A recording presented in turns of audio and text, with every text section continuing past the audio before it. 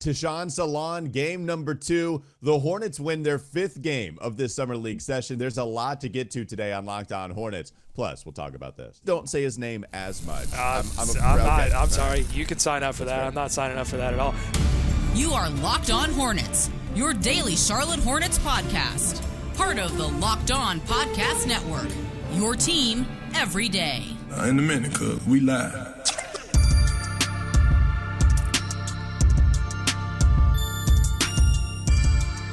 It's Locked On Hornets, part of the Locked On Podcast Network. It's your team every day. Thanks for making us your first listen. We're free and available anywhere you get your pod, and that includes YouTube. There's Doug Branson. You can find him on his Substack, everyhornetsboxscore.com.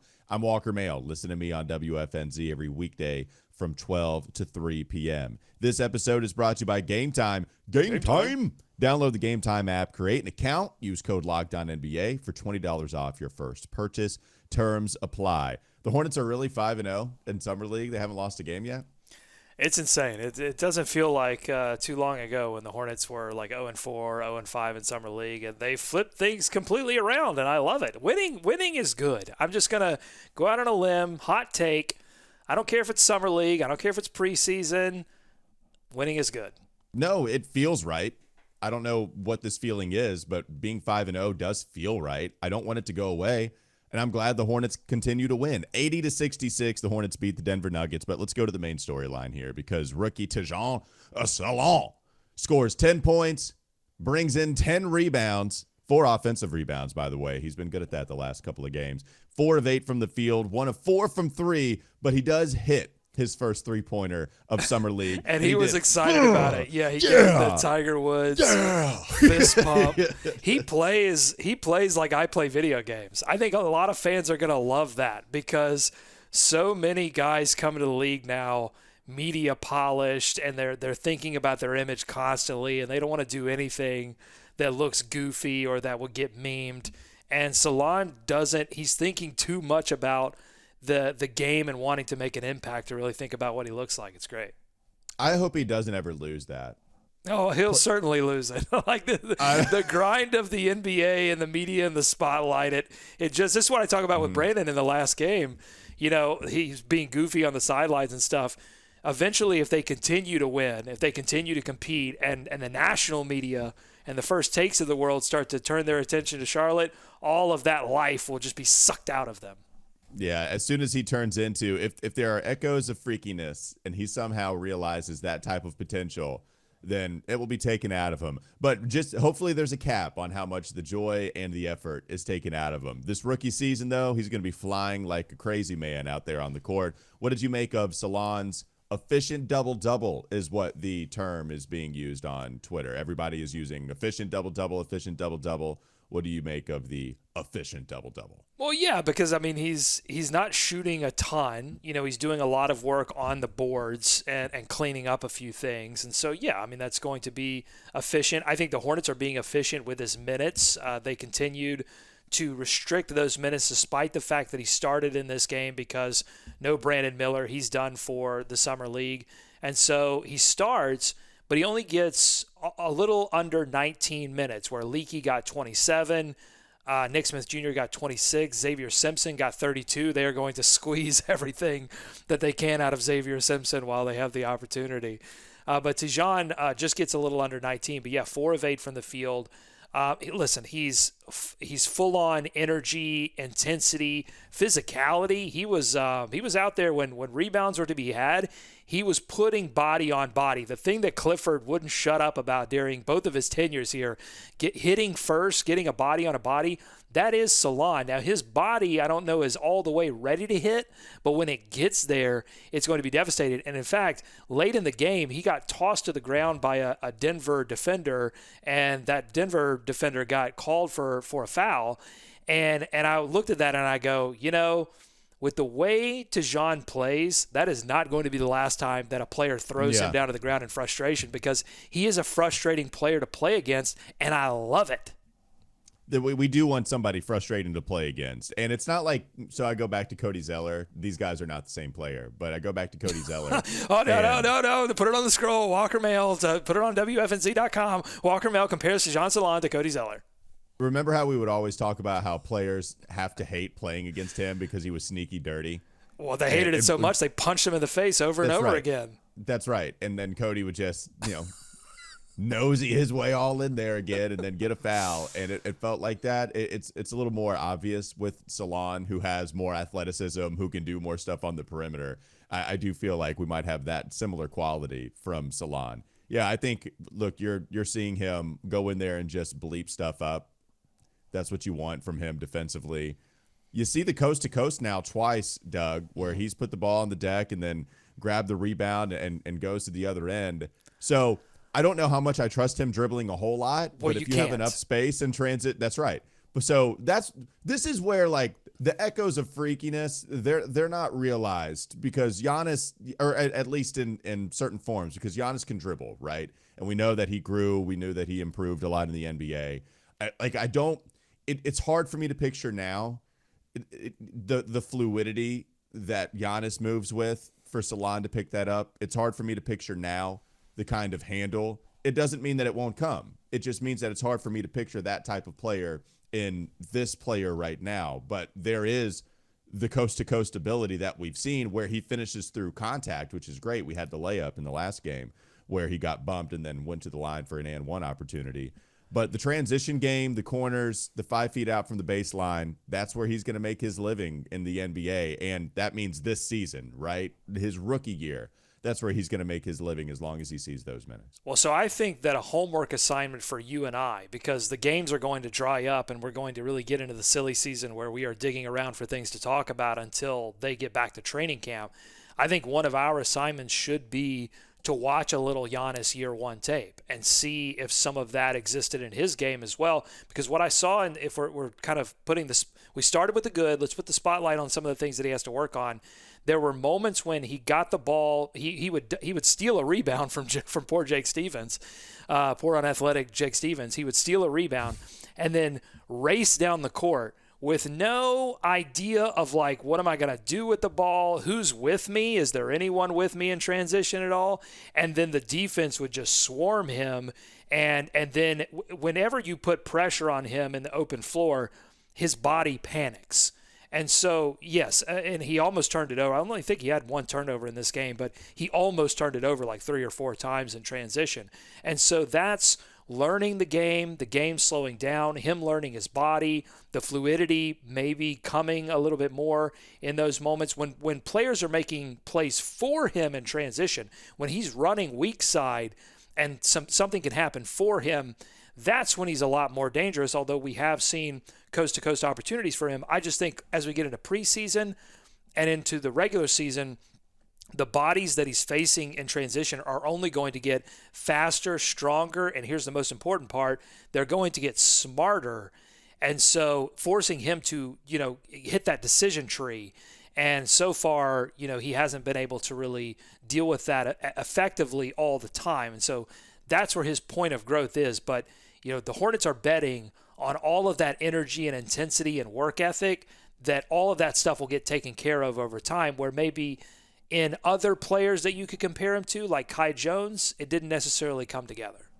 Controlled is the word I think of. Yeah. Doesn't play with a whole lot of it right now. No. But you're hoping that, of course, that comes from him getting older. He plays like me when I play my player on 2K. I'm constantly calling for the ball. I'm getting knocked. They have like a player rating, and you get knocked if you call for the ball. I just completely ignore that. I'm just like, give me the ball. I want it. I want it now. I want to score. That is him right now. He's a little Chihuahua dog, like bouncing all around. It's amazing. It's fun to watch. It's not going to necessarily make for an effective NBA player immediately, but like I'm going to buy the guy that has that kind of intensity figuring it out ultimately. Let's get to 2 more things before we move on, because I want to reserve the second segment for other Summer League takeaways. One, defensively, how do you feel like he played in this game?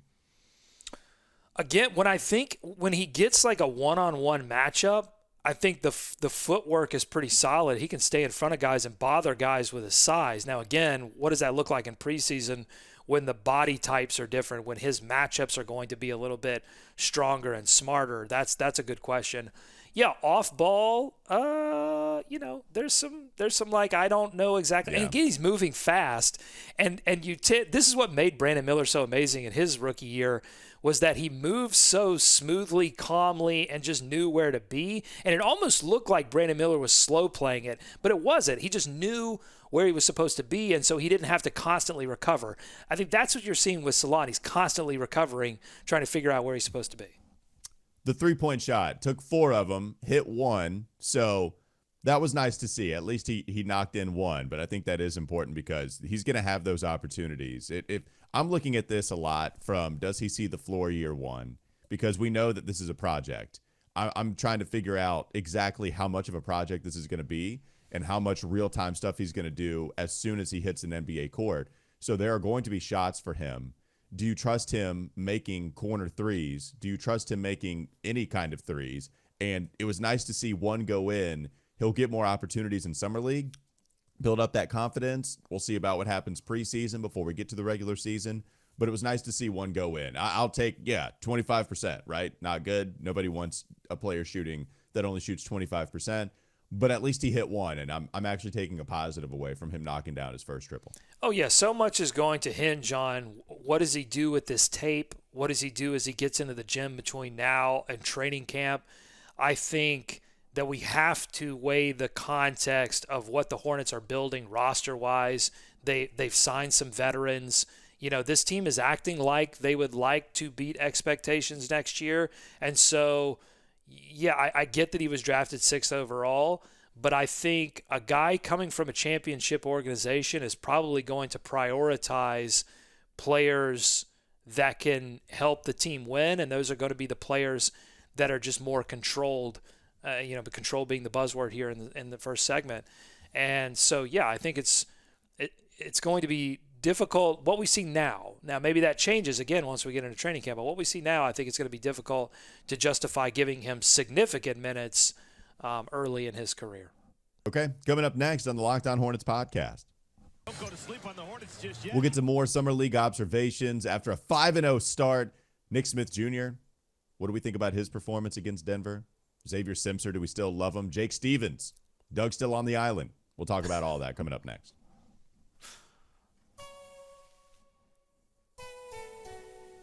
This episode is brought to you by Gametime. Gametime? Gametime is an authorized ticket marketplace of Major League Baseball, which makes getting tickets faster and easier. Prices on the Gametime app actually go down the closer it gets to the first pitch, with killer last-minute deals, all-in prices, views from your seat, and their lowest price guarantee. Gametime takes the guesswork out of buying MLB tickets. All of that is included. I've talked about all the deals before. Last-minute deals, flash deals, zone deals. Plus, we have all-in pricing. Toggling this feature shows the total up front with no surprise fees at checkout. I like that. I don't like being surprised when it comes to my money. Take the guesswork out of buying MLB tickets with Gametime. Download the Gametime app, create an account, use code LOCKEDONNBA for $20 off your first purchase. Terms apply. Again, create an account, redeem code LOCKEDONNBA. LOCKEDONNBA for $20 off. Download Gametime today. Last minute tickets, lowest price guaranteed. More Locked On Hornets ahead. So you know our thoughts on Tidjane Salaun. We still like a lot of what he can do. That is unlike Seth Greenberg, who hates the day that man was born. Can't stand the fact that the Hornets exist as a franchise. What was going on with Seth Greenberg on the call yesterday? I have no idea, and I don't think it was exclusively about Salon, although, yes, he did go in pretty hard. Both of them. I thought both of the announcers went in on Salon a little bit, with the other one praising Buzelis to the point where it was almost, it was a slight to Salon. But I wrote in the rundown, and this is funny, I wrote in the rundown something about Seth Green, and then you popped on and said, hey, we got to talk about Seth Green. I go, oh, did you see what I wrote in the rundown? He goes, and then Walker goes, no, I didn't see it. So like you and I think a lot of fans out there were on the same wavelength, and I wrote in the rundown, what did Michael Jordan do to Seth Greenberg? I think I said Seth Green a couple of times there. Seth Greenberg. What did Michael Jordan do to Seth Greenberg that made him so upset? Because he did not like the Hornets. He does not like the Hornets exist as a franchise. He does not like Tidjane Salaun. it was kind of incredible to watch. I was like, why did they assign Seth Greenberg to this game? Seth Greenberg, college basketball analyst. I have to imagine they're just asking him, hey, we need bodies. Can you hop on a summer league game and give us a call? Despite not having any NBA experience over the last year. And I shouldn't say that. There's very little, though. It's not like this guy is doing a lot of his homework. He's a college basketball dude. That's what he does. Well, you just hit it. He's a college basketball dude, and I think some college basketball dudes hop on the broadcast, and if they're confronted with a player that didn't play college basketball, because I think they also did a segment on the, not Overtime Elite, the G League Ignite. They did a G League Ignite segment, and they went in on those guys, too. It turned into First Take, G League versus college basketball, Z Block. That was the TV that we watched last night. Which it's like, wake up, folks. I mean, yes, G League Ignite is gone. Things are going to evolve a little bit more towards college basketball, but like, there's a generation of folks who don't worship at the altar of college basketball. So Seth Greenberg, wake up. Like, the players can come from other places. It's okay, and you don't have to demonize them on the broadcast. And if you're the other guy, who I don't even know the other guy's name, but he was like openly cheering for Denver at one point. I'm like, is this guy, does he live in Denver? Is he just a huge Nuggets fan? I expected them to like cut away to him in like a Nuggets jersey. Like, I don't understand what was going on. Yeah. The game was like, I was like taking crazy pills. I'm like, I get it's not the NBA. I get it's not the regular season. I mean, it's summer league. But at the same time, like, why are they actively cheering against the Hornets? It's odd. Yeah, I forget the play-by-play guy's name too, but I think he called Overtime Elite. Denver or G League McNugget Ignite. was the guy's name, I think. Yeah, it was. I believe he called G League Ignite games, though, and that's why he was defending G League Ignite. And then in doing so, when he and Seth were arguing about college compared to the G League, and this guy was like, well, it's going away. Ignite's going away, so it doesn't even matter. Okay, it was very, very odd. But in defending G League Ignite, he was talking about Matas Buzelis and saying, I was shocked when he dropped as far as he did, which, yeah, it was a little surprising. That's fair, right? I was shocked to see how far he dropped. He's going to be the steal of the draft. And Seth, once he got past 6, that's when I knew he was going to be a steal. I was surprised about that. How in the world did he drop past 6? Meanwhile, Tidjane Salaun going into the game. Like, what are you doing? What's going on? I will say they are fully embracing my philosophy of summer is for feelings. I think they're overrating Buzelis. We'll get to that in a moment when we look at some of these other guys that are playing in summer league. But I think Buzelis is exactly who we thought he was. Yeah, I know. We'll talk about it. I disagree. He's looked pretty damn good to me. But the shot, it's again. I just want to scream from the rooftops. And again, you can hold me to this on our own players as well here in Charlotte. But this is summer league. We got to Sure. We have to get excited. Well, I have a double standard. I want to get excited about our players. I want to calm down about everybody else. I was about to say, yeah, no, you're right. It does not mean I'm going to pencil him. The double-double. Can you believe it? Double-double, baby. Jake Stevens, 4 of 11, 9 points. He is a part of a center battle that features James Banks, who did not play very much last night, and also, I guess, Mo Gee, the right Mo Gee. Do you think Stevens has the upper hand in the center battle / two-way battle with a couple of those contracts still left to be given out? I don't know, because, I don't know they don't do, injury updates, so I don't know what Mo Gee's status is, if he's just not playing, if he's got a serious ankle injury, if he's got a minor ankle injury. I just don't know. Stevens in this game was 4 of 11, 1 of 6 from 3, 9 points, 8 rebounds. He was close to a double-double as well. 3 blocks. I don't know. I'm not as high on Jake Stevens as I was early on. The play hasn't really come along. So if Mo Gee's not hurt and they're super excited about him, I think it makes sense. Banks is not doing anything for me that would make me think. They're all shot blockers. I think they are prioritizing rim protection. I think that gives you some signal as to what they're going to be looking for from this third center. It's got to be able to protect the rim. So I don't know. That's what Charles Lee said in that interview, by the way, that they are prioritizing shot blocking. So it's nice to see Stevens do that. There was a nice rotation where he defended the rim after one of the guys got blown by out on the perimeter, which was nice. But, yeah, it just feels like a little too unathletic to fear him defensively is what we're getting. There's not a lot of wow. And if he's not hitting threes, and he did grab some rebounds, I think he was fine yesterday, but it wasn't like the first couple of games that we saw at the Classic. And I'll say, like, honestly, I do continue to be a fan of Banks, and he only got in for a very short amount of time. This was closer to the end of the game. But, man, if we love the efficient double-double from Salon, how about 6 rebounds and 2 blocks and not even 8 minutes from James Banks? Like, he was active when he gets in there. Yeah. So I like what I see. He's the most mobile between the two. Guy is also mobile, but Banks is out there contesting. I like what I see from him. So they have a tough decision to make with that spot. If they're desperate to find a big man, then it's going to be a really hard decision to figure out between those 3 guys, the mobile ones and Guy and Banks, who I like, and Stevens too, who brings the shooting aspect to it.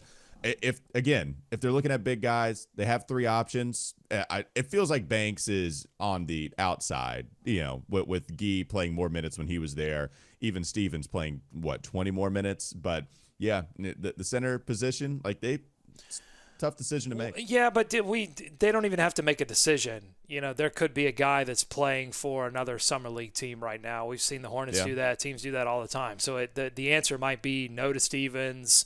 No to Banks. Guy's going to be hurt for a long time. No to Guy, and they find something else. Or alternatively, they make some room on the roster by moving Micic and Jackson, whether they waive them or move them to another team, and then create some space to bring in another veteran or another young player that needs a roster spot somewhere else. So.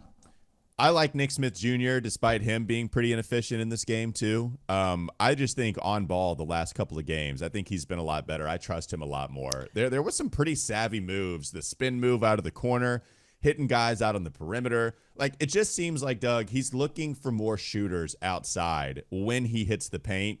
Oh, yeah. And the shot making, it's going to come and go with somebody on this kind of volume.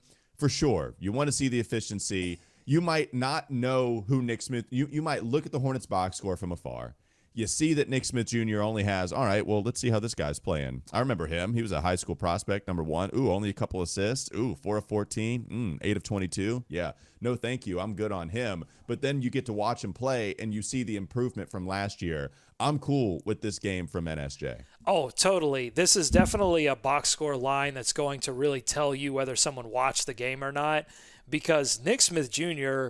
was the only thing they had going really offensively until Matt Morgan hit a few shots in the fourth quarter. Was really the only thing they had going offensively in a game where neither team could score. So, yeah, he was going to take a lot of shots. And so, yes, he missed a considerable number of them. But he scored 21 points in a game, again, which they barely got over the 80 mark. And you're right, he was looking for others. 6 rebounds to go along with the 2 assists. Did have 4 turnovers, but 2 steals and a block. And that was an impressive block where he fought over a screen, recovered back to the guy, forced him down to the mid-range, and then blocked a shot. Really, I've seen some impressive stuff from Nick. Growth. So I think Nick Smith Jr. in this summer league is really instructive to how we're thinking about Tidjane Salaun right now. Because remember what Nick Smith Jr. looked like when he first stepped onto the floor for the Hornets. He was a lot like Salon, except at the guard position. He was running around everywhere. I mean, he was just a ball of energy, but he wasn't controlled energy.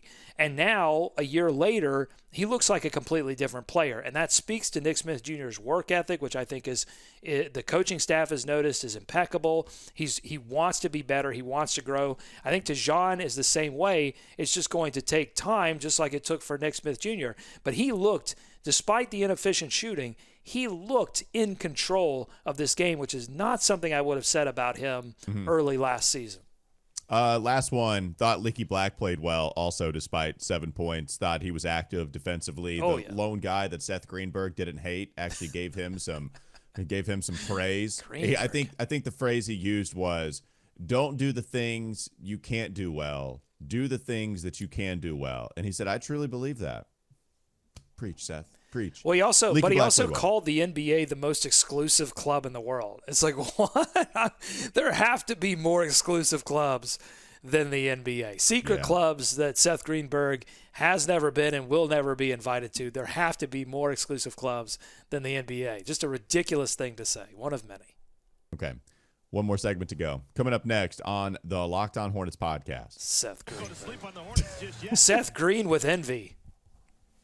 He was that. That's a good one. We'll continue to talk more about Summer League, except maybe expand our horizons a little bit. What have the other rookies been doing so far? We'll get to that in just a moment. Coming up next, Locked On Hornets.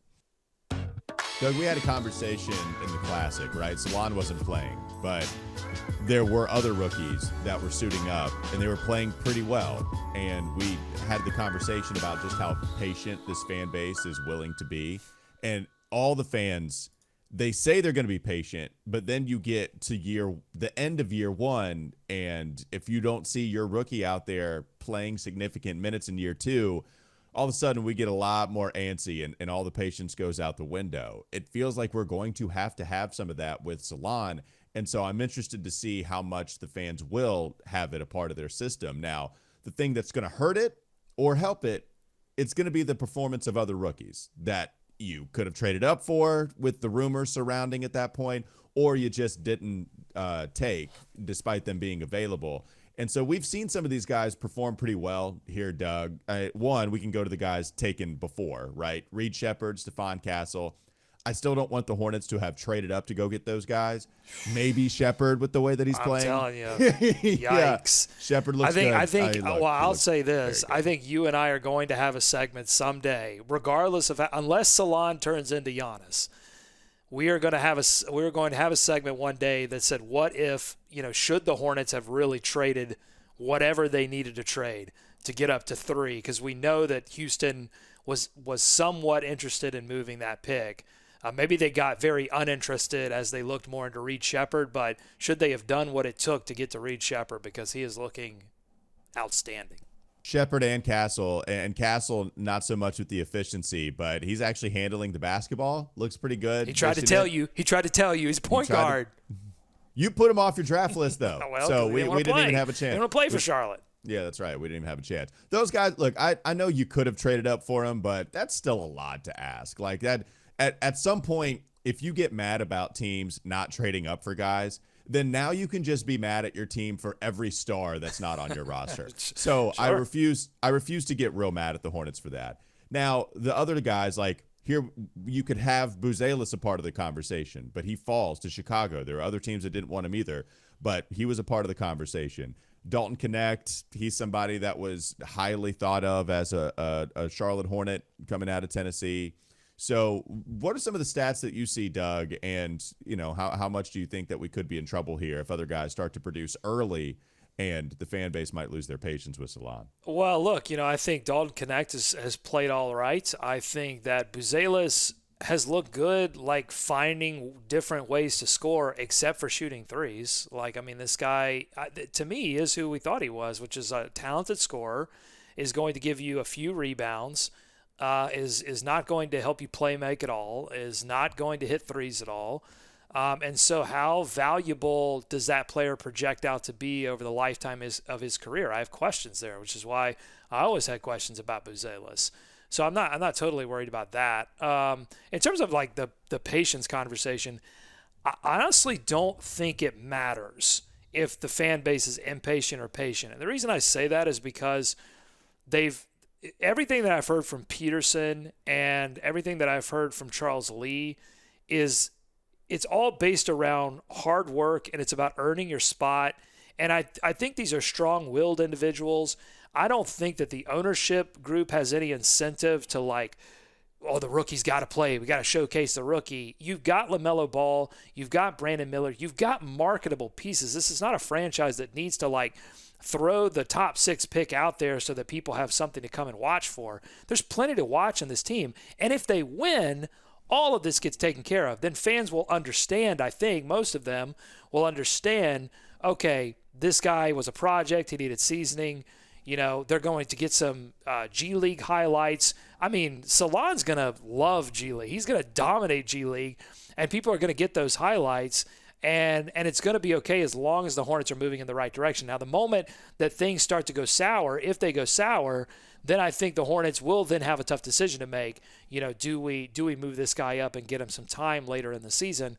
But that's a conversation for another day. But all that to say, I don't think that it matters if the Hornets fans are impatient or not, because we've got a strong-willed front office and a strong-willed coach who has championship pedigree, and I think most fans are going to trust in that, at least in the short term. Well, and I hope, especially if you compare him to a Dalton Connect, who falls so late in the draft, the guys just don't love the older players, and I get it, because you're talking about some real history that says the older you are, the odds are in our favor that you're not going to work out as much as some of these younger guys who, once they get to their second contract, they're 22, where the older guys like Dalton Connect is 22, 23 right now. So it makes sense.